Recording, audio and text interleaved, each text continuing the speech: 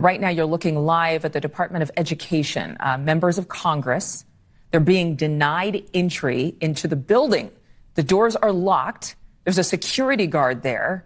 I'm guessing that's who's in the brown, tan-looking shirt, but we don't know for sure. They're having a tense conversation. Look him in the eye. Come on, hold your face up. Look at him. Let him see you. This is him. Look at it. What's your name? Tell us your name. Give me that ID again. Giving you the ID, I showed it to you. So what? I showed you the ID. You do what? I showed you the ID. Could you let me see the ID again? Huh? No. No? Will someone else ask him for the ID? Will you ask him for it? He won't let me see it again. You didn't see it. You didn't see it. They didn't see it. Is it fair to call this an insurrection? Democrat congressmen, congresswomen trying to storm the Department of Education and Maxine Waters trying to dox the security guard right there. How dangerous is that? He already showed her the ID. The only reason she's asking for it again is so she can get it on camera, so she can make him famous, so that Democrat constituents and hopefully far-left radicals and who knows, extremists end up harassing that man. Think about it. What a reckless, dangerous, insensitive thing to do, especially in today's political climate when all the political violence, the real political violence, comes from the left. There have been not one, but 2 assassination attempts against President Trump. I'm old enough to remember when the FBI arrested a man outside Justice Brett Kavanaugh's house because he was attempting to assassinate Kavanaugh. By the way, there was a plot by that same man to also assassinate 2 other justices. What about Rand Paul, who had his ribs broken just outside of his home? Oh, and let's not forget Steve Scalise and the other congressional Republicans who were shot and injured because they were targeted while playing baseball by a left-wing shooter. It is against this backdrop in which Maxine Waters is trying to dox that security guard, trying to make him famous, trying to make sure that his identity, his badge, his ID is forever available online via video, via picture, so that crazies can go after him, can harass him, or maybe do even worse. Now, speaking of guns, it's not unusual for security guards to have guns. If I was to go down the street to the mall, if I saw cops, they would have guns. If I went to the park and I saw a cop, they would have a gun. That is not unusual. And yet, security guards started coming out and they had guns on them, and Maxine Waters was trying to gin up her congressional colleagues, saying that the cops were getting ready to shoot them, that they were getting ready to take them down. Now, everybody stand back and let the camera see. They're calling all of these gun-loading people out on us. Right here. They're calling them out on us. Look behind this door. Who do you see back there? The doors will open. Do they have guns on them? Do they have guns? Weapons. Are they prepared to shoot us? We want in. Yeah, I mean, they're not. Instead of calling them gun-carrying guards, gun-loading people, because that language right there is more insightful. It's more vivid, and it paints a picture that these Congress people are in such grave danger. They're acting as if they should be able to go in unannounced, but these same people, this same group, also attempted to storm USAID. So it's not as if the Department of Education didn't have any warning. And the same thing happened at USAID. They were blocked from going in because they were trying to cause a scene. By the way, I just want to point out that the Department of Education is under the purview, under the direction of the executive branch. Yeah, that is Donald Trump's area. Yes, Congress controls the purse strings, but it's not as if those Congress people or that man's boss, the security guard's boss. It's not as if they hired him or they can tell him what to do. So yeah, that entire situation was just mad.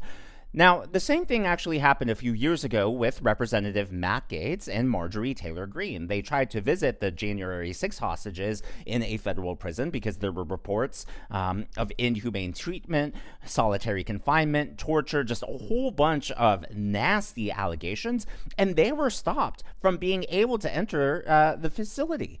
They didn't try to storm the building. They didn't harass the guards. They didn't try to dox anyone. Instead, what they did was they held a press conference, an impromptu press conference, spoke to whatever reporters were available, and were trying to make their case. We're trying to spread awareness and convince the American people that their mission was just and deserved consideration. It's not as if they attempted to storm multiple buildings, multiple offices, prisons, like the Democrats are doing. It truly is a tale of two parties. The Republicans are on a huge winning streak, a huge high, and the Democrats are doubling down on dumb. And leading that charge is not actually, they're all kind of passing the baton, like you do in a 400 relay race.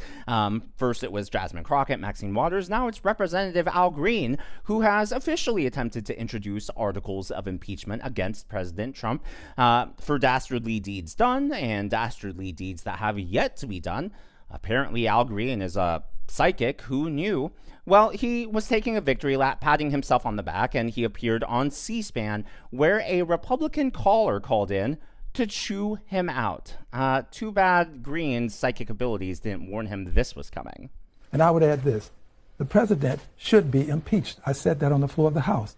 He should be impeached, but I'm not saying that it would be necessarily for what happened in Gaza. There's a target-rich environment. There are many things that may be placed in these articles of impeachment, but it should be because he's unfit to be president. Unfit.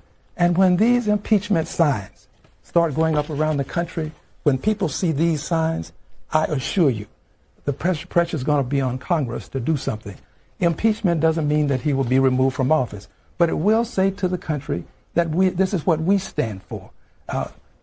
It's been said that the protests don't have a plan. Well, the plan is here. This is the plan. Protest, complain now, impeach later. Let's get to calls because the line. Before we get to the caller, I just want to say that I pray that the impeach Trump signs are actually written in marker on cardboards, and that's what they put up in their lawns. Lit up. Richard in Savannah, Georgia, Republican. You're up first, Richard.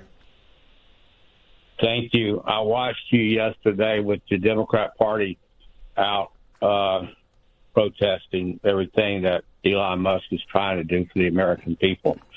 The USAID is a 100% a money laundering scheme around the world, kickbacks back to the Democrat Party, whether it's through the Clinton Foundation in Haiti, $4.4 billion, and $84 million went to her daughter, Chelsea Clinton. All y'all have is impeachments and race and gender, et cetera, and you actually do nothing for the people of America today. I think the Democrats should sit back and let America see what it's like to reduce the people in government, the wasteful spending. And all y'all can do is just complain and be negative, and we're sick of it. And also, Richard, let's have the congressman. Yeah, Al Green has a pretty good poker face, but his, there are always some tells. His face changed pretty, I thought, dramatically. I mean, it was subtle, but the emotions behind his face, to my eyes, looked like they changed the moment the caller mentioned the Clinton Foundation. There have been a lot of accusations about the Clinton Foundation and whether or not it is all above the line, all above board. And then at the very end, when he called the Democrats out for just playing games, there was a pretty big emotional shift, I thought, as well. Now, the Democrats can kick and scream, they can cry and wail all they want, but the reality is that Donald Trump is taking concrete, decisive action. He is following through on his promises, and of course, his biggest promise was not just to crack down on the border, but to crack down on the people here illegally, especially those who have committed crimes, gang members, etc. Well, yesterday, there was an ICE raid in Aurora, Colorado, where 100 TDA gang members were targeted and arrested. This is according to the local news there. Federal agents conducted an immigration bust Wednesday morning in the Denver area.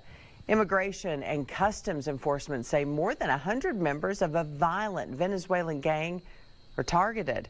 The FBI's Denver division said it was working with the Justice Department and Department of Homeland Security on this operation. The Colorado-based nonprofit for immigrant rights said ICE agents have been demanding proof of citizenship status and ID from people in the area. Remember when Democrats tried to tell us that there was no TDA gang crisis and that the apartment complexes were just fine? And when they finally had to admit that Donald Trump and J.D. Vance was right, they tried to minimize it and say, oh, it's just a handful of apartment complexes. So I just wanted to bring up this gem from the past. I hope that ABC News forces Martha Raddatz to report on this ICE raid in Aurora, Colorado, because she needs to, especially after what she did to J.D. Vance. And what we're hearing, of course, Martha, is that people are terrified by what has happened with some of these Venezuelan gangs. And Senator Vance, I'm going to stop you because I know exactly what happened. Martha. I'm going to stop you. The incidents were limited to a handful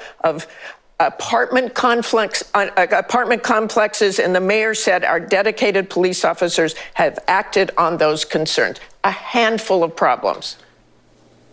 Only, Martha, do you hear yourself? Only a handful of apartment complexes in America were taken over by Venezuelan gangs, and Donald Trump is the problem and not Kamala Harris's open border. Americans are so fed up with what's going on, and they have every right to be. It would be great if Martha Raddatz was forced to report on the 100 TDA gang members who were targeted and arrested, but unfortunately, I have a feeling that she would say, oh, it's only 100.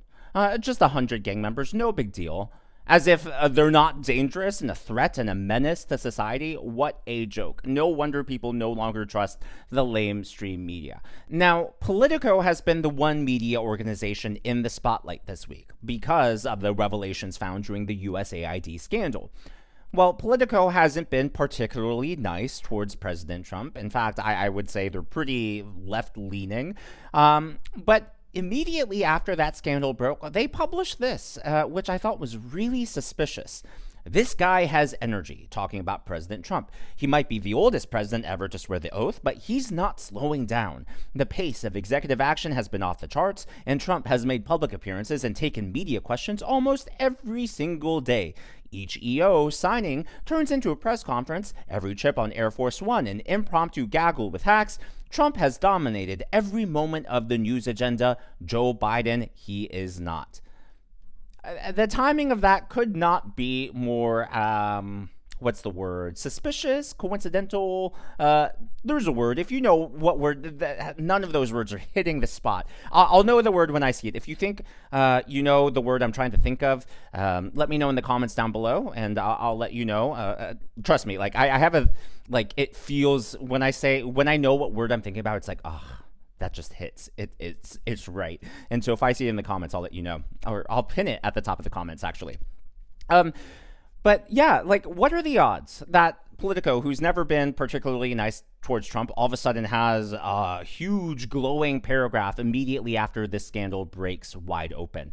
But in doing that, if it is a coincidence, okay, but if that was intentional, if they're trying to get on Trump's good side to avoid any more backlash, blowback, or exposure, does that not prove what Republicans and DOJ are claiming? What they're claiming is that because of the subsidies from the federal government, and I get they're not technical subsidies, essentially the paper trail suggests that USAID was paying for employee and department subscriptions to Politico Pro. And the argument, the worry, is that because the U.S. government is a reliable client as far as being able to print out money and just funnel all that money over, that Politico Pro, whether intentionally or unintentionally, would have changed or modified or evolved to try to keep perhaps one of its biggest clients happy. This is common in business. Anyone who has ever worked with client relations knows that when you have a reliable client and they are just a piggy bank, that you will do what it takes to keep that client happy. And, well, I don't know about you, but to me, that glowing review, that glowing paragraph of President Trump, kind of, I don't know, seems like evidence that maybe Politico Pro, is playing the game, even though they claim they're not. But as always, all of that is just my analysis, my commentary. That is what's going on in the world of politics from my point of view, and I would love to hear from you. So, a lot of stories in today's video, and of course you can comment on any single one, but what I'm particularly curious to know about is, do you think it was right that the congressmen, congresswomen were banned from the Department of Education? Do you agree with that decision, or do you think they should have been given access? To me, I don't like the optics of it, especially when the Democrats keep making the authoritarian arguments against President Trump, but I also understand that the Democrats are trying to cause a scene. They didn't just show up one by one or in small groups like Representative Matt Gaetz and Marjorie Taylor Greene when they were visiting the January 6th prisoners.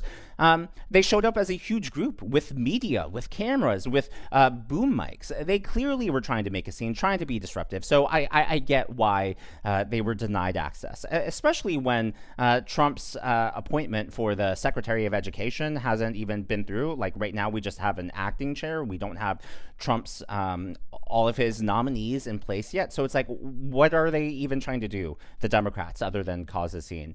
Yesterday, what was yesterday's video? So yesterday, we were all pretty much on the same page with Olivia, I don't remember her last name, but the obese influencer. Pretty much everyone was on the same page and saying, well, she should be thanking Trump. That was the number one sentiment. She should be thanking Trump if it's true for losing weight. And then the second sentiment was basically calling her a liar. And then a lot of you actually apparently follow her on social media or have been aware of her. I personally do not follow her. But you guys let me know that she's actually on Ozempic. She has been bragging about being on Ozempic since last year. So not only did she lie about not being able to afford her groceries, she not only, we don't know if she's on a diet. We don't know if she's working out. For all we know, it could just be the shot, the magic shot. By the way, Ozempic, it could be covered by her insurance.